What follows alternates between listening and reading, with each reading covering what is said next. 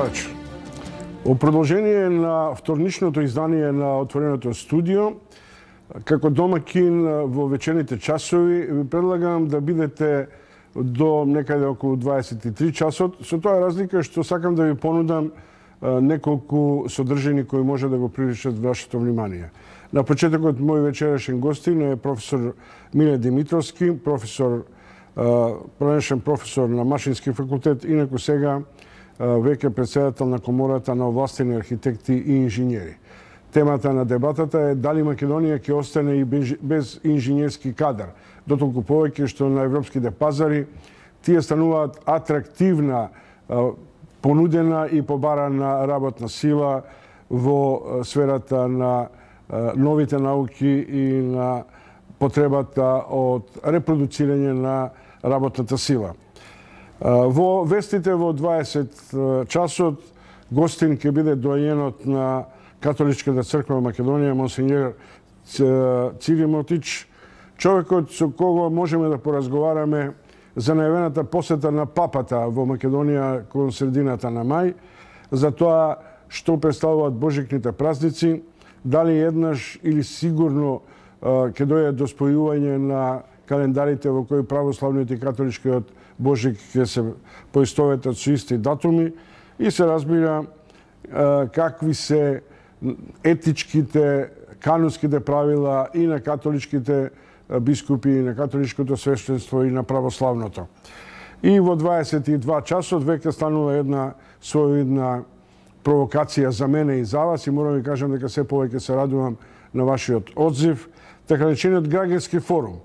За вечерова, ако веќе не сте виделе, ќе ви кажам дека темата е каков председател ни треба и кој да го избира. Се надевам дека 10-годишното владење на Иванов може да ве испровоцира што не треба да избереме, но многу поважно е како и кого да избереме, до толку повеќе што ова наша држава секогаш има различни перцепции, што значи консенсуален председател, какви се неговите овластувања, колку и на каков начин тој служи на партиската врхушка на партијата кој го номинира и на дел од албанците кои главно по дефолт гласаат по директивата на доминантната партија.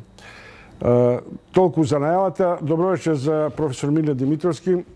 Денеска бевте на редовно заседание на вашата 11-годишна стара Комора на овластени архитекти и инженери. Тоа е самостојна институција надвор од Стопанската комора и овие други комори кои обстојуваат во еснавските или секташките организации? Добра вечер вам и на гледачите. Денеска прославивме ние 11 години од постоењето и работата на Комората. Комората е ефнавско здружение формирано со законот за градба, надвор од сите институции кои што вие ги спомнавте, самостојна финансиски, самостојна организационно и самостојна во целосно во своето работење. Значи Комората, официјалното име на Комората е Комора на овластени архитекти и овластени инженери и подразбира дека во неа се интегрирани сите 12 професии кои што се поврзани со инвестиционата градба. Архитекти, градежни инженери, електромашински, геодезија, геомеханика, енергетска ефикасност, технологија, металургија и така натаму. И секој од овие одделенија представува самостојна работна група која што ги следи напредокот на инженерите кои што се членови во Комората. Врз основа на проценката на професионалните критериуми и на стручното образование, ви издавате лиценца. Лиценцата што значи?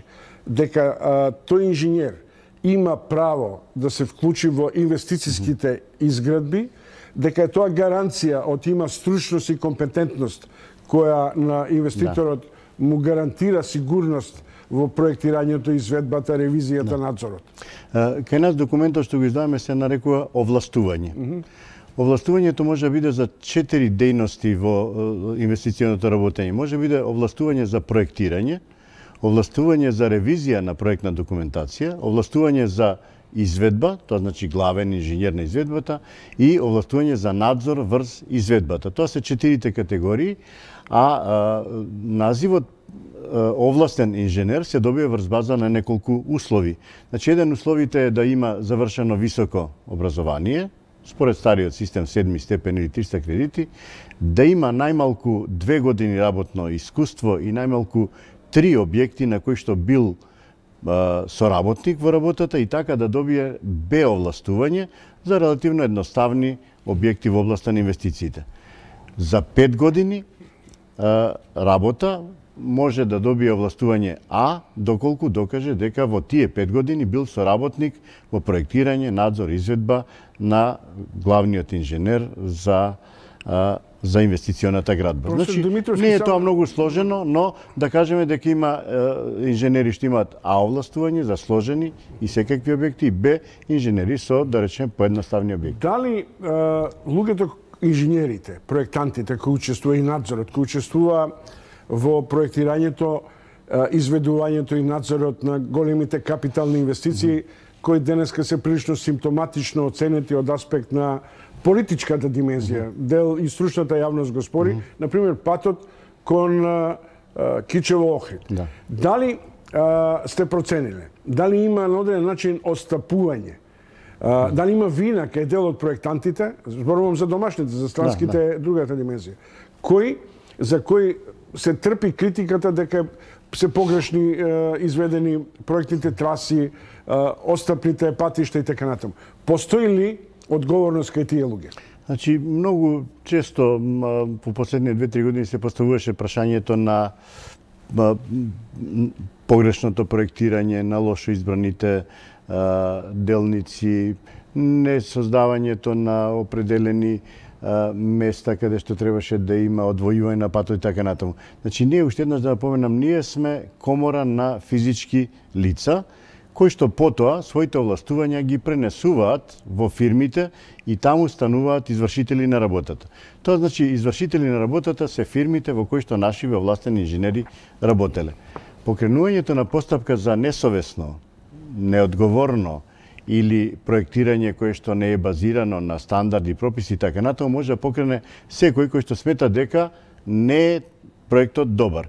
Врз база на тоа, комората има механизми да го разгледа работењето на инженерот, да покрене дисциплинска постапка, одземање на овластување и така натаму. До сега, за ова за кое што ние сега зборуваме, никој во писмена, нити во друга форма не покренал иницијатива за барање одговорност од инженерите. Можете вие самостојно, како што ние обично велиме во правната или истражно-обвинителската дејност, подопрен глас да реагирате, да проценувате? До сега ние имаме механизми, имаме дисциплинска комисија, имаме второстепена дисциплинска комисија, имаме управен одбор.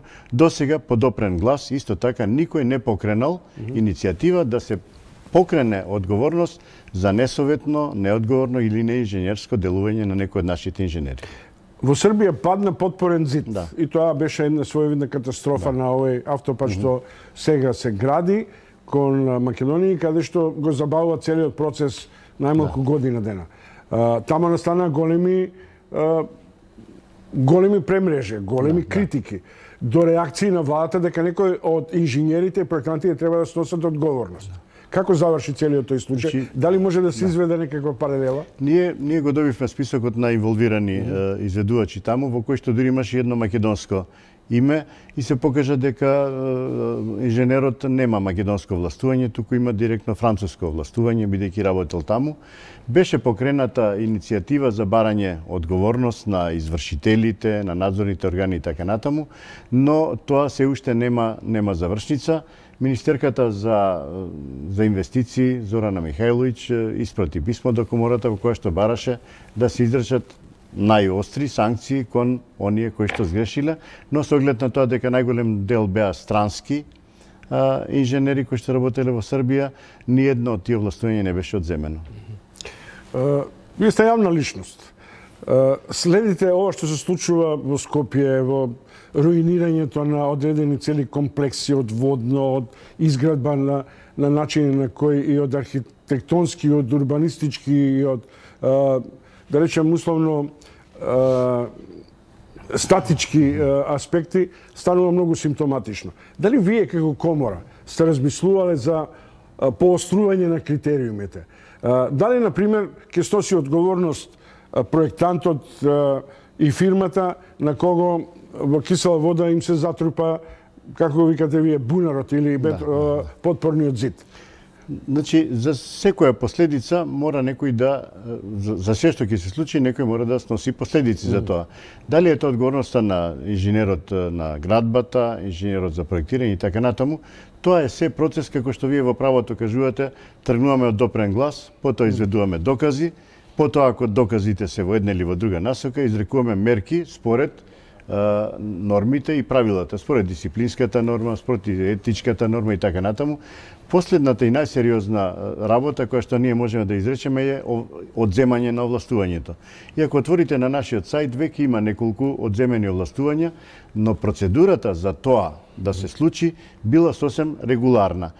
Имало поднесок, разгледување поднесокот, изведени се материјалните докази, донесена е одлука на дисциплинската комисија, анимирана е второстепената и одлуката е објавена на сајтот. После тоа може во граѓанска постапка инженерот да бара некои други права.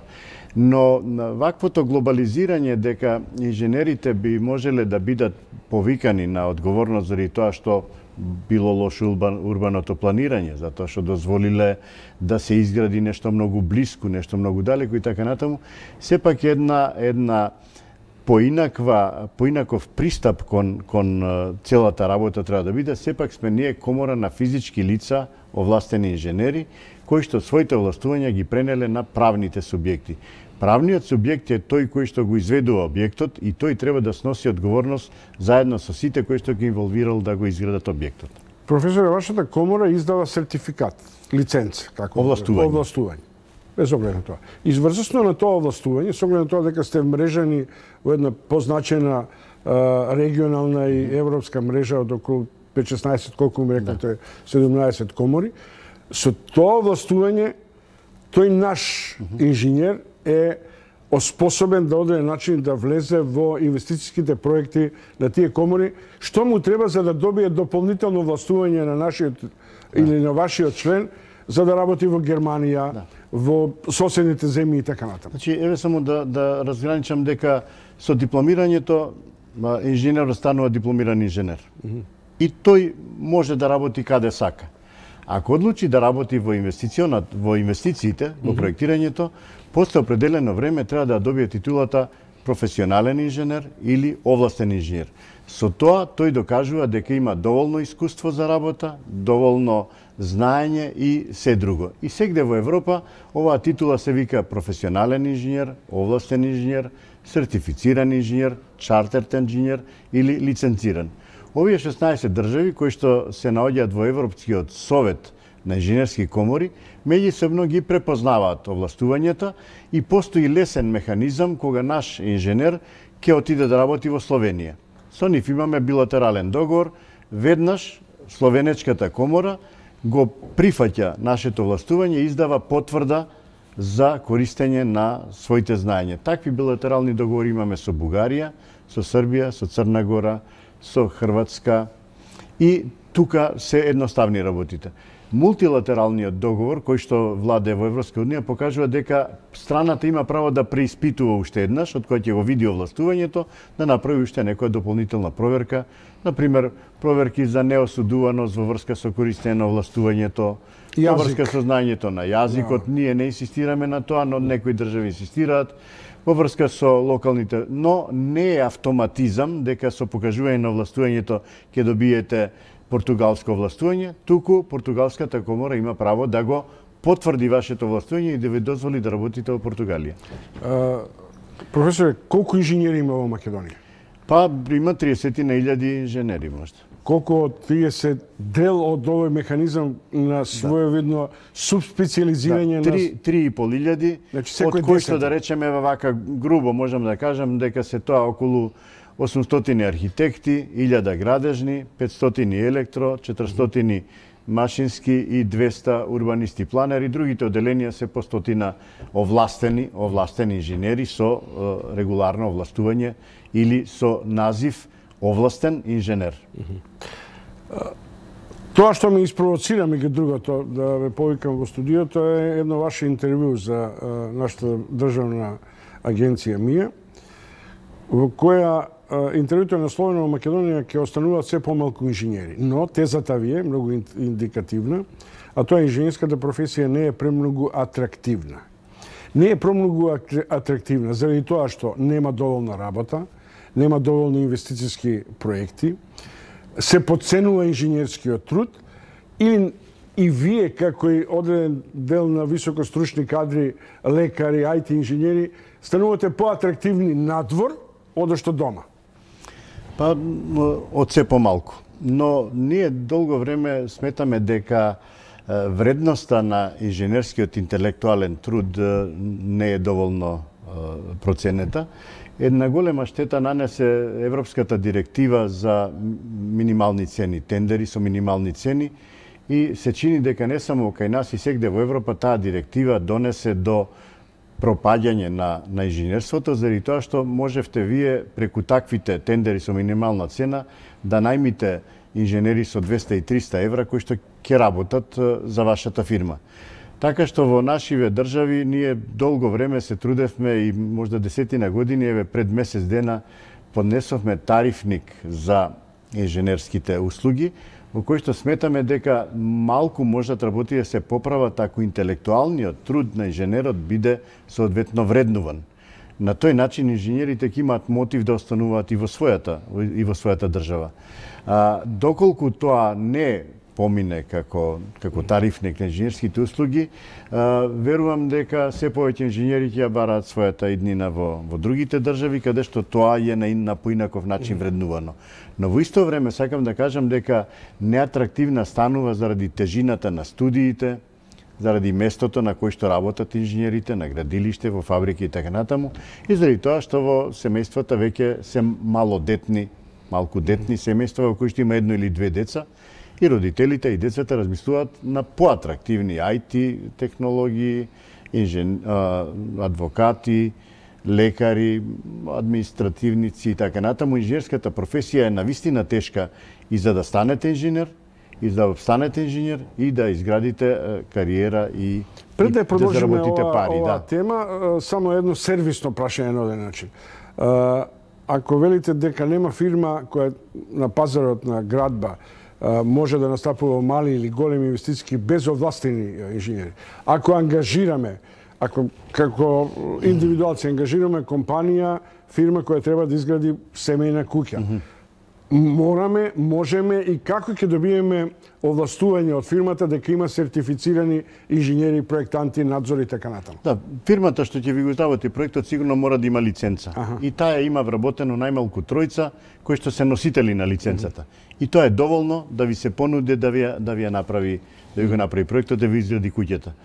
За квалитетот на работата таа одговара, меѓутоа по системот на најниска цена е возможно да ви понуди ниска цена на сметка на тоа што многу малку ќе ги плаќа своите овластени инженери. Се враќаме на дефицитот, односно на перспективата на овие стручно образовани кадри, без кого нема реално ни инвестиции, ни прогрес, ни компаниите. Има во овој момент една контраверза. Тоа е дека сите веќе зборуваме дека кадрите си заминуваат, не зборувам младите, кадрите, особено овие што се дефицитарни за европските пазари. Но дали компаниите во Македонија се свесни за тоа? Што прават за да се обезбедат за сопственото производство, за сопствените инвестиции со ресурси, кадровски, човечки ресурси во овие сфери на инженерство, проектирање и така натаму? Ве да кажам дека констатацијата дека ќе имаат се помалку властени инженери не е случајна. Ние во комората правиме определени согледувања и така натаму и на крајот минатата година видовме дека бројот на инженери над 60 години е околу 40% од членството на комората, а бројот на млади инженери помеѓу 20 и 30 години е само околу 200. Значи како поминува времето, се одливаат 1000, а се вливаат 200. Тоа значи дека бројот на такви инженери ќе опаѓа. Се уште не е критично дека си отишле сите добри и способни инженери, но компаниите се обидуваат да побараат од образованието, дајте ни добри инженери. Не ви се инженерите доволно вешти има доволно теориски знаења, ама немаат практични знаења и така натаму. Тогаш образованието вика, извинете, ама ние немаме ресурси, немаме доволно средства, немаме доволно лаборатории, ви даваме недоправен инженер. Вие вложете уште една година во неговите вештини и направете си ваш вешт инженер, потоа нека аплицира за властување. Обратно, може да каже образованието, дајте ни уште една година и дополнителен буџет, ние ќе ви го приготвиме инженерот да биде доволно вешт и доволно сосен, но ве молиме, од кој ќе го примите таму, дајте му соодветна плата или соодветен надомест, ако сакате да ви остане во фирмата. Во спротивно, ќе напушти вашата фирма, ќе оди во друга, или ќе напушти вашата држава, ќе отиде таму кај што ќе биде добро платен. Има уште еден социјално-економски парадокс. Изгубивме години и од петни жили се залагавме странските компании, домашните текстилни компании да го качат минималниот надоместок, наемнина за работниците. Никој не се загрижи за екстремно ниските плати на креативните кадри, инженерите од кои зависат цели производни или инвестицијски проекти. Да, ние направивме една анализа колку се платени инженерите во соседните држави. Значи најмалку во овие тука, вклучувајќи и Бугарија, и видовме дека се сите подобро платени од нашите инженери. Тоа значи дека на пазарот на трудот нашиот инженер кој што е доволно вреден, обучен, ги има сите елементи, лесно би можел дури и од дома да заработи повеќе отколку во домашното стопанство. Тоа значи компаниите мораат да се преиспитаат кога ќе нудат цени за објектите што сакаат да ги изработат, вредноста на инженерскиот труд да ја вградат со соодветна вредност и таа иста вредност од која ќе добијат тендерот да му ја исплатат на инженерот, да не се случува да вградуваат високи вредности за ангажирање на инженерот, а потоа инженерите ги плаќаат по 200 и 300 евра, што е сосем не. Ве прашувам и како човек од образованието, која би била заедничката нитка, јадрото, во која би требало да се спојат образовните институции и компаниите, и бизнисот? Постојат сега модели на така речено практиканство, регрутирање.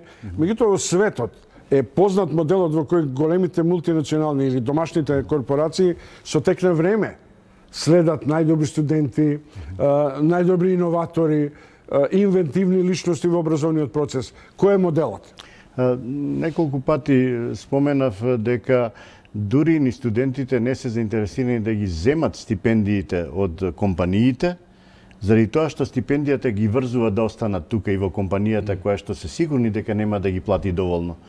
Тогаш ризикуваат да го поминат своето школување на сопствен товар и веднаш кога ќе земат дипломата да се оддалечат од државата и да работат на друго место кај што повеќе ќе заработат. Компаниите мораат да најдат начин интелектуалниот труд, и ние сметаме дека инженерскиот труд е интелектуален труд, и тој не смее да се вреднува исто како местење плочки и како зидање цигли. Интелектуалниот труд на инженерот мора да биде вреднуван соодветно, ако сакаме тие да останат, да ги градат фирмите и да биде напредок на нашето стопанство. А се доволно квалитетни, мора да кажеме, дека се уште се доволно квалитетни и рамо до рамо може да се носат со секој европски инженер во било која проблематика. Но не, значи, на почетокот како забележав една нитка дека нивната работа е тешка на терен, на градилишта и така натаму.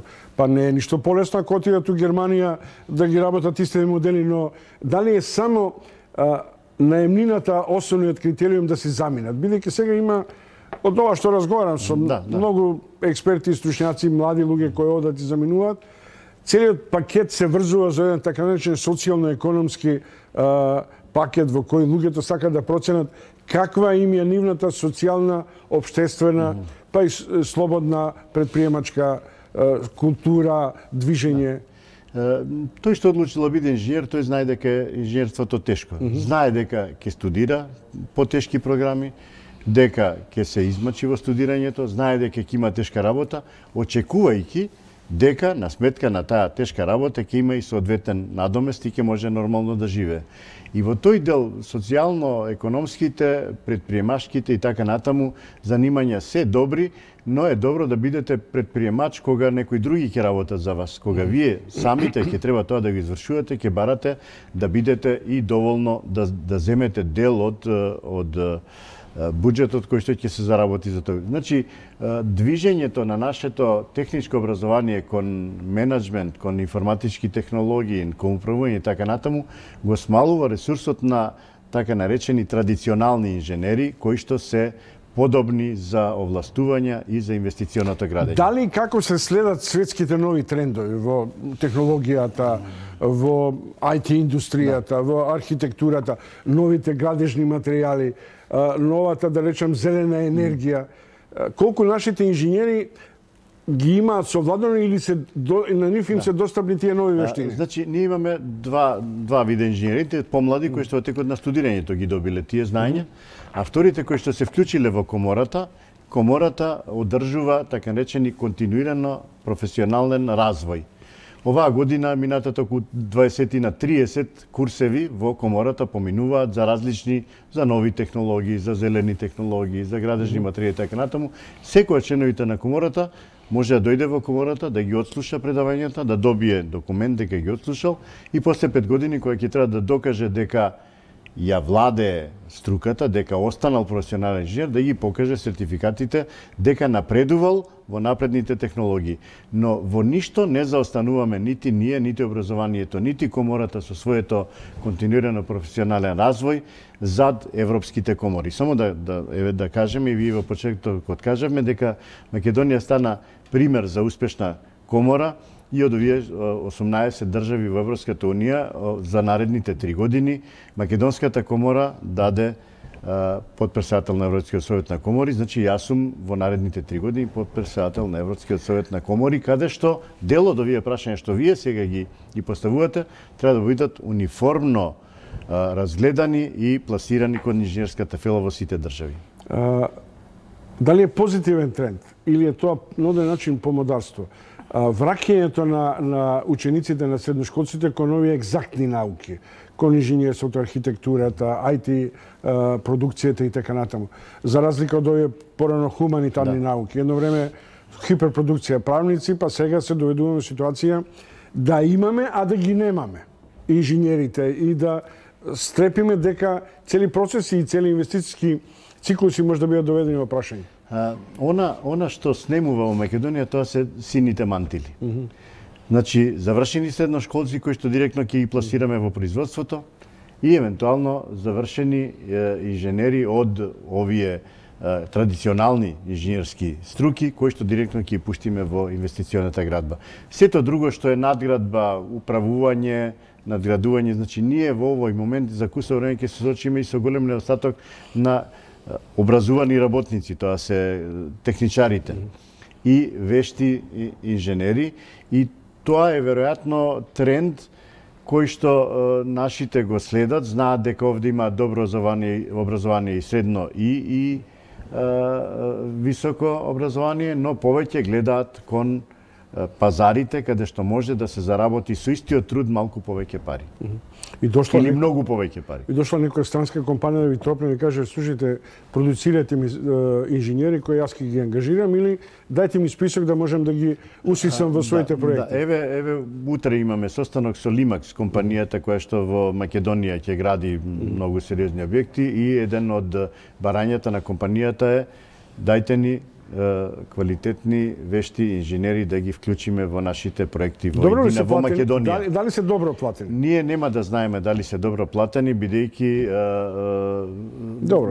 тоа е деловна тајна, но голем дел од инженерите кои што работат во нашите компании овде нивниот интелектуален труд не е соодветно платен. Заради тоа и тарифникот кој што пред малку спомнав, а веќе е пратен во Министерството за транспорт и врски на одобрување, на некој начин се обидува да ја исправи таа грешка и да ја отвори перспективата на новите млади инженери кои што студираат во Македонија, се дообразуваат во Македонија и треба да останат тука заради квалитетот на инвестиционото градење и заради општиот напредок на државата.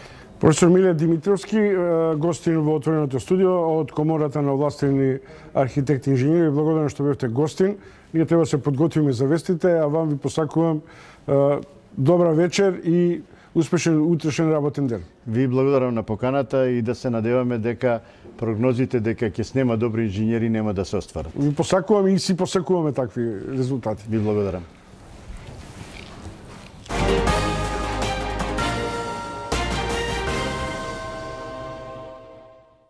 Искористете го неверојатниот празничен бонус од 16.000 дена.